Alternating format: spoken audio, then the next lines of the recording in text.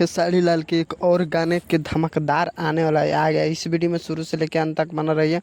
हमेशा ऐसा video new information आप लोगों तक जितना जल्दी लाने को मैं प्रयास करता हूँ। खेसारी लाल के जब भी कोई गाना आता है भोजपुरी इंडस्ट्री में, तो भोजपुरी इंडस्ट्री में तहलका मचा के रख देते हैं। लेकिन एक बात और कहना चाहता हूँ कि मेरे बहुत दिन पर वीडियो डाल रहे हैं। आज कोई दिक्कत हो जाता है तो नहीं डाल पाते हैं। लेकिन अब खेसारी लाल के गाना के एल्बम के गाना के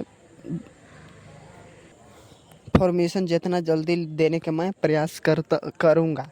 खेसारी लाल के गाना आया है जिस गाना के नाम है राजवा अरे राजवा।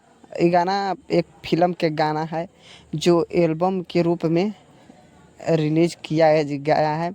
अब आप लोग नहीं सुने तो जाकर सुनिए। भोजपुरी इंडस्ट्री में तहलका मचाते रहिए। हम जितना जल्दी लाने को मैं प्रयास करता हूँ।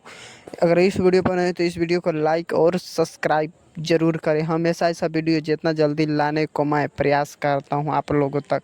पूरा वीडियो देखने के लिए धन्यवाद।